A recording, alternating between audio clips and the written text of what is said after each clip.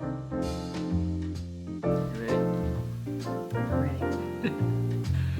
everyone, this is Jason and Lorraine from Sow the Land, and this is the Sow the Land podcast.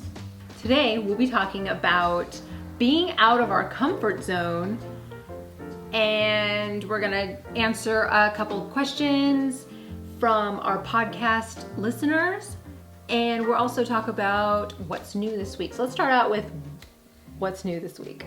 What'd you do this week? Try that again. What did you do this week? Okay, start asking me again. All right. What did you do this week?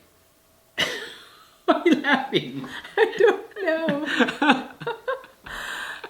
Okay. Let me tell you what I did this week. Yeah. Okay, let's start over again. Let me tell you what I did this week. You're asking what I did. I don't know, we got the giggles Okay, today. we do got the giggles. Okay. I feel like I haven't really seen a whole lot of you this week Yes, yeah. because I was gone in Washington, D.C. on a homeschool field trip with Penelope, and that was awesome. It was kind of like a girls' getaway, and we went to see a couple of the museums in Washington, D.C., and that was great. It was funny because you had asked Penelope when she got home, what was your favorite thing about this trip? And she was like, I got to stay in an Airbnb. Yeah, all those things that you got, great things that you saw. You know, the White House, right? Yeah. And Airbnb was the highlight. Yeah, which she's stayed in an Airbnb before, but I think, I'm not sure why. I think because we were with a bunch of little girls her age, and she was so happy. So I'm sure she'll remember all of these things as we touch on them in our homeschool studies. Yeah. So, and another reason why I haven't seen you all week is because you were at the Organic Grower School. Yes. I actually just a few hours ago, I just came home from that. I spoke and taught a class on this weekend. On Saturday is 2 classes. It's the same class, so it was this weekend, Saturday and Sunday. And the Organic Grower School is an event that happens in the Asheville area. This year was the first time at Mars Hill University, and it happens every springtime. And it's just, a lot of workshops and classes on how to grow food. There's permaculture. They talk about livestock, poultry. I mean, if you're in this homesteading, farming space, this is definitely a cool event. They do cater towards the Western North Carolina. So if you're in the Western North Carolina area, I mean, this is definitely a good event to go to. I mean, a ton of like-minded people there. It was a good community, and I'm very happy to have been a part of that, because I've always wanted to go. And they asked me to teach this class, and this was a good chance for me to take some classes also. Yeah. So you were invited to speak. What was your class about? It's called Digital Homesteading. How to share and monetize your land-based living. It was always kind of a weird, I would talk to people and they're like, oh, what are you speaking about? And I say, digital homesteading. And I think at first they're not sure what to think of that. Because, all these classes are about farming and getting in there and dirty, and about chickens and permaculture and actually the act of homesteading and farming. So this is just more of about sharing what you're doing online. And so I think it was a different thing. It was a new thing, no one's teaching these type of classes, at least at the Organic Grower School. So it's the first time I think they had something like this. And so I think it was still kind of new, but it definitely had a really good turnout. And this was definitely some good feedback that I was getting from the people who actually went to the class that I taught. And, teaching this class was definitely out of my comfort zone. I'm going to be honest. I know I do YouTube videos, and I don't know, it might seem like I'm really comfortable in front of the camera, but I think it's just a different thing because it's just me and the camera, really. I mean, I do go out and talk to people, but being in a large audience where everyone's kind of staring at you and then teaching something that you have knowledge on. Yes, that's like a whole different thing. I mean, I put together a PowerPoint and people are up there looking at you and, listening to what you have to say. And it's, I'm gonna be honest here, I was nervous about it. I haven't done that, probably since college. It's one of those things where you hear it all the time, get out of your comfort zone. And so this is one of those things where, okay, initially I said, no, that's not me, that's way out of my comfort zone. Right away I wanted to say no to it. No, I don't want to do this class. But I thought about it for a minute and I thought, okay, this is another one of those, almost like a test of, say yes to this. Because it just for the fact that it is out of my comfort zone. Because, since moving out here, before we moved out here, I was very comfortable in my office cubicle, right? I had a very comfortable job, and I think our life was pretty comfortable. And so ever since moving out here, just the act of moving out here has been out of our comfort zone. And so I'm learning that when things pop up like that, initially I would say no, but I have learned to try and say yes. Mm-hmm. Because you just never know what doors that can open. Yeah, and it always leads to growth. I feel like when you're placed outside of your comfort zone, it always leads to growth. You experience new things, you learn how to do something new, and that's growth for you. Yes, definitely. So it's a good thing. Yeah, growing just, personally and just like mentally, it just a different way of thinking or something. And I'm super happy that I did it because I got a lot of good feedback from it.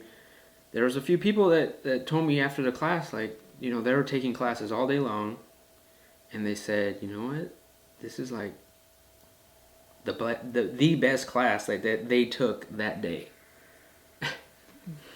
I was like, I was floored. I was shocked that they told me that, and I just thought, wow, that's pretty amazing. Yeah.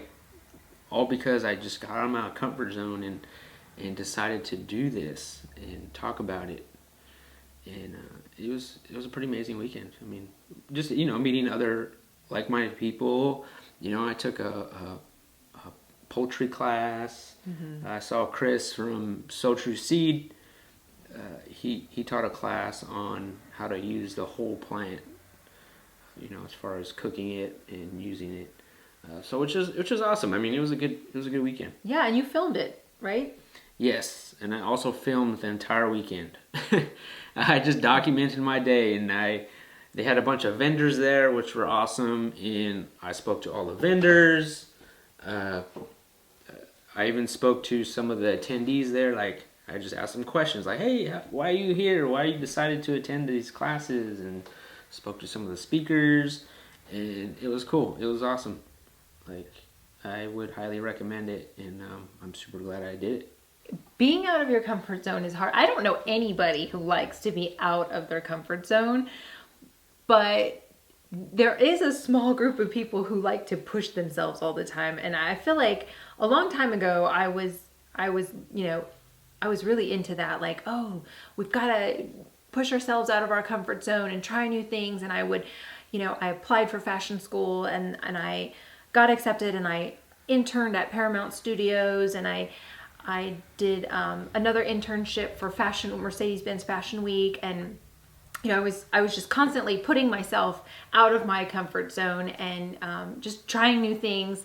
But I feel like I don't know, something happens when you get older. Like you tend to want to be more comfortable as you get older. I mean, I don't know, I'm speaking for myself anyway. Like I want to be comfortable. I like my little bubble. I like my same circle of friends. I like my routine. But it's a good thing to break those habits, I think. I'm just speaking for myself anyway, to break those habits and just venture out and meet new people, like how you did at the Organic Grower School, and just kind of say yes to certain opportunities that arise. And I think it's a good thing, to keep that. It's a good thing to keep. Just to keep it going. Yeah, to keep it going, to keep that same kind of thinking of like, it keeps you young. Keeps you on your toes. Yeah. It forces you to like go out there and meet new people, and it's I think for me, like when I say, okay, I'm going to do something that's out of my comfort zone, and after I do it, I'm happy that I did it. There's not one incident where I'm like, well, I wish I never would have done that, and so, I mean, that's good. Yeah, but while you're doing it, while you're in the process of breaking out of your old self and your mold, it's so hard and it's so uncomfortable, and you might be like, when is this going to end? But then I feel like when you've reached your goal, it's good. You can look back and say, I've experienced growth for myself. Yeah, it's always, I think it never as bad as you would have thought. Like I was like, oh my gosh, I'm going to be in front of these people talking about something.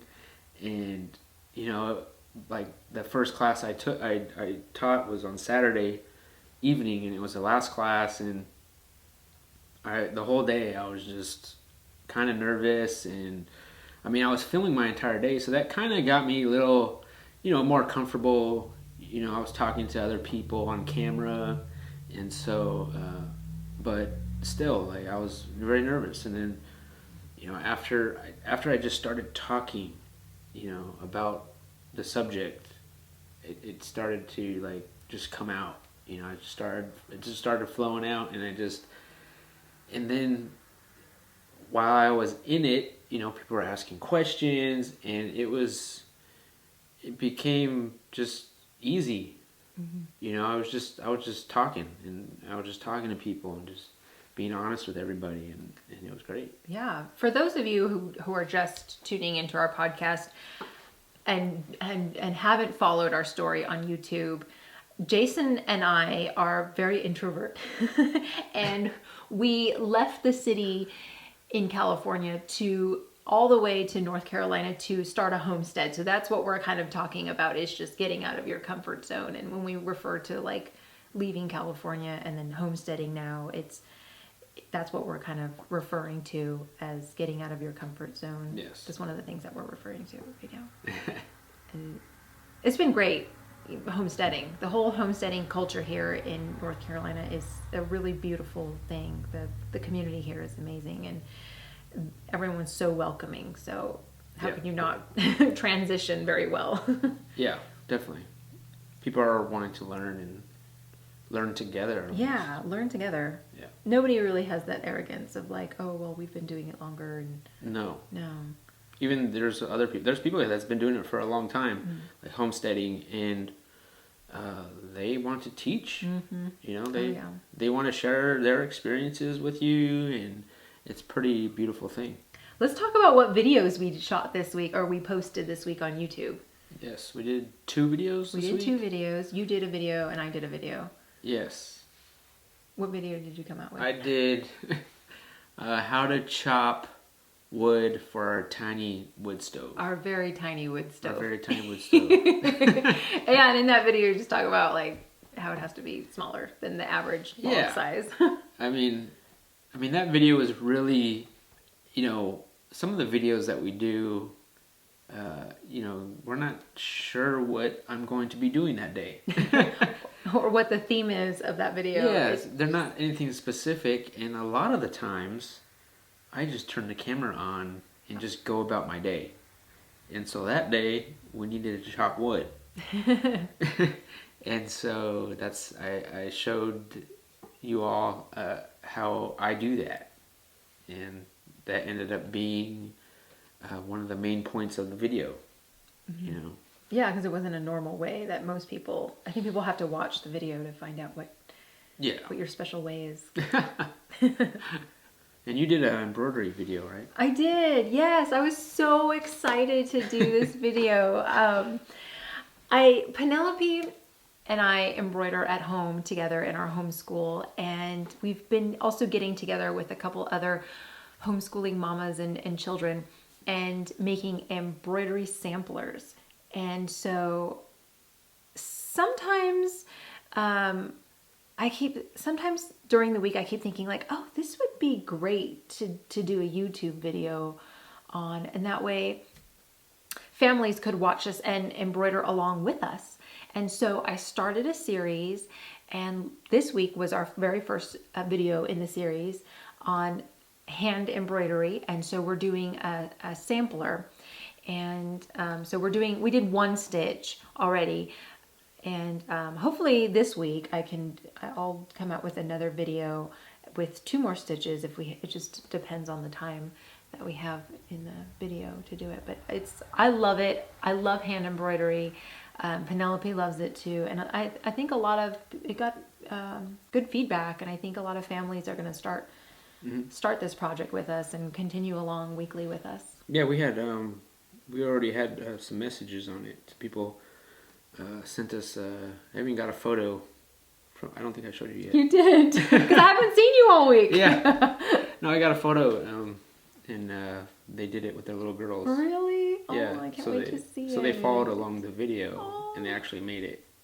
How I'll show it to you. sweet. I'm so excited. But yeah, and I think there's another message. There's a couple other messages that we got that were like, oh my gosh, we love that video, and That's awesome. we want to do it along the side, along with the video, which is really great. That makes me so happy, Yeah. like to know that there's other families who are following along and embroidering along with us. And even if you're a grandmother, you can just pick up the tools and do this with your grandchild.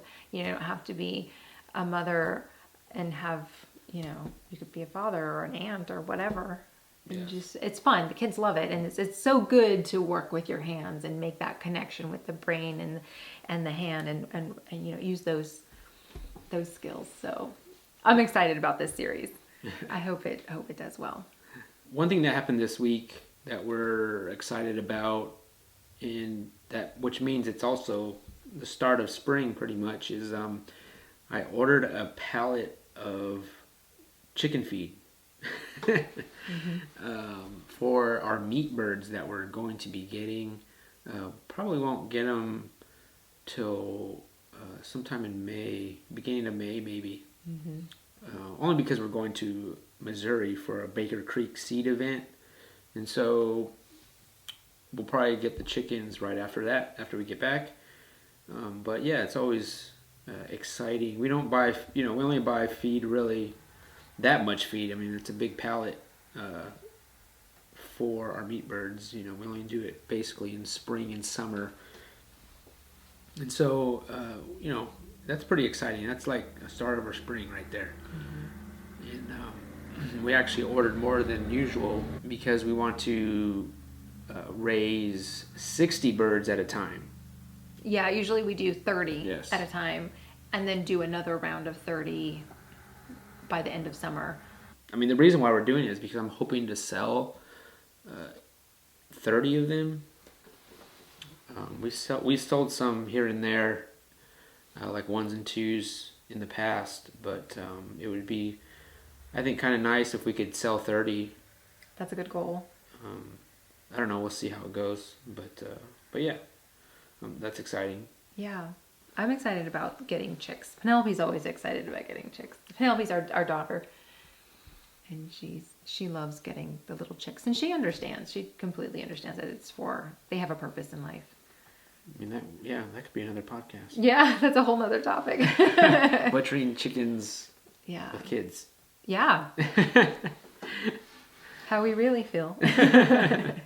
We have some questions from our some podcast listeners. We actually got them on Instagram. Yeah. Well, no, I think I mean, they're from all over the place. But Yeah. From the first question from 1870s Homestead. What on the homestead do you struggle with the most, and what is hard for you? That's a good question. That is a good question. What's hard for it? That's a hard question to ask or to answer, I guess, right? I think for me, and I think a lot of us have this same reason or this same answer is time. There's no time. There's no time to do anything. I think the time part is because, I mean, you know, if I'm somewhere else, not here, it's hard to get stuff done. And so it's hard to have time to do things. And you have a lot of things that you have to do and want to do, but there's just really no time in the day to get it all done. Right. How do we get it all done? I don't know. That's another topic for another podcast. I think patience. Yeah. Extreme patience, and just slowly try to chip away at the things you want to get done. And prioritizing. Yeah, like what you absolutely need to get done, and what you maybe don't really need to get done. Do those first. Mm-hmm. And it's hard though. It's super hard because my personality is like, I want to get it done. We're gonna do it. I'm gonna do it now, and I want to get this done. But then other projects come up in the meantime, and I know that's hard because you want to finish the first thing that you started. Yeah, like I'm building another chicken tractor. Mm-hmm. I feel like I've only worked on it, I think, 2 days. But in the matter of 2 weeks? But in a matter of 2 weeks. And so now I'm just kind of over it, and I want to just finish it and move on to the next one. Another hard thing I think you could say is the rain, because it doesn't allow you to get things done like the chicken tractor. Yes. You can't. I don't have a garage or some kind of big shed, carport, or to put things. Ooh, a carport actually would be nice to have. I just thought about it right now. Okay. or I don't know. We don't have something that we could use that's a dry space, and so that's kind of hard. I'm almost, if it rains, if I'm building something big like that outside, I'm pretty much done for that day. Mm-hmm. Just work till it rains. Something that I struggle with on the homestead, or being a homesteader, is wanting more land. But when I really, really think about it, it's not like I want more land. It's more like wishful thinking, kind of being deceived. Like when I go to visit other homesteaders' property or other homesteads, or even just taking a drive out here, it's beautiful, and there's just rolling hills with acres and acres, and cows grazing and sheep grazing, and and beautiful rustic tobacco barns, and I'm like, oh, it would be so nice to live on that property, but I don't really want to live. I mean, I don't think that we're even ready for more acreage, right, or bigger animals. I think it's just more like, I love to look at all these things, and I sometimes wish they were mine, but then reality hits, and I'm like, oh, well, we're not even ready for that, and it's too much. Yeah, it's too much, and do we even need that? We're pretty content here on our homestead, just managing what we have, and we do have an awesome property here. So I think it's just sometimes being deceived into. Don't let it control your thoughts. Yeah, or just being tricked into thinking that you need more, right, to be a real homestead, or to. Yeah, because you see other homesteads and you're like, man, that's so beautiful, and it'd be awesome to have an old barn and a milk cow, and. Yeah. But I feel like we're not ready. I mean, only 3 years ago, we just moved from the city. So right, we're not even ready for that yet. No. And for me, I don't think about those things. You don't. I do. That's something I don't have enough time to do. You don't have time for that. That's something I struggle with. I feel like I have a very romantic mind where I'm like, oh, Maybe one day, who knows? Yeah, well, of course, one day. One day, yeah. And I think it'll happen. If it's meant to be, it'll happen. Yeah. But, I think we just have to remind ourselves that this is where we're at. Let's just try to still be minimal. Mm-hmm. Try to still be minimal with the things that we're doing, and not to take on too much. Yeah. Don't spend too much. Just kind of make do what we have. Not to get in over our heads. There you go. Yeah. Yeah. And so the next question that we got from Tara Santiago, she asked, what are some things you do to nurture your relationship? So I'm assuming she's talking about our relationship. Yeah. You and I. I think some things that we do. I don't know about things, but like maybe some practices that we do is we're very patient with each other. Like, or at least we try to be very patient during the different seasons of life. Like, we're just patient. Yeah, definitely. I think we understand each other. Yeah. We've been together a while now. Yeah. And we're with each other all the time. And we're always with each other. Yeah, I don't know. I feel like we're always kind of on the same page. Yeah, well... not always, but... Yeah, not always. But even if we're not, we try to make each other see, like... Be understanding to each other. Yeah, like where I'm coming from. Right. Yeah. We're pretty easygoing people. Yeah. Yeah, it's super, I don't know. I feel like it's easy to get along with you. Oh, not always though. Come on, let's be honest. Okay. Not always, but it's nothing like, we might, I guess maybe not see eye to eye at some things, but it's like, when I think about it, it's like, it's not a big deal. Yeah, and it actually ends up being funny if some things that we don't see eye to eye, we end up like cracking up at each other. I end up laughing about it and be like, because I think you know what I think it is, like something might seem like we might argue about, but in reality, like it doesn't really matter. It doesn't really matter. And I think I don't know, I almost kind of think it has a lot to do with, when I had cancer.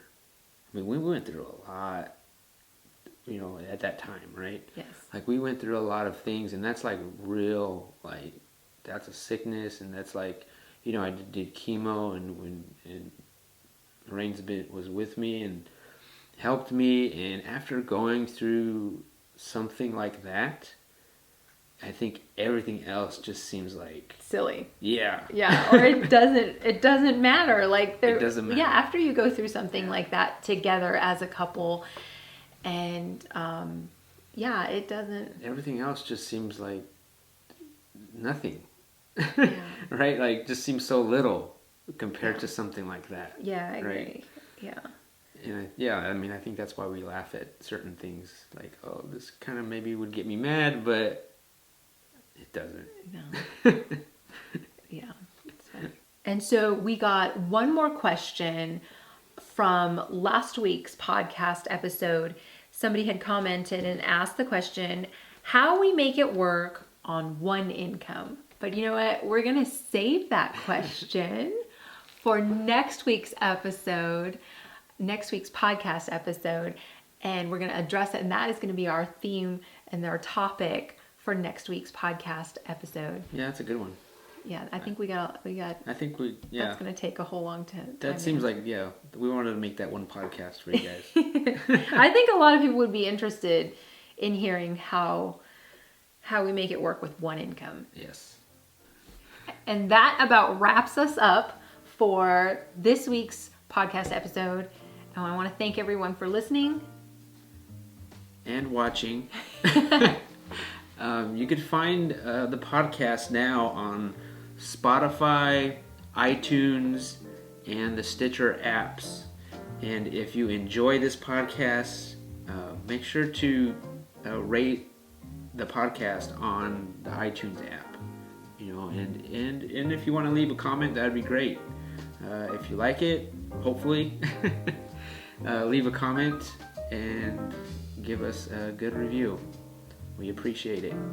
I want to also add, if you've got a question for us for next week's podcast episode, leave it below. If you're watching on YouTube, leave it below in the comment section. We read every single comment.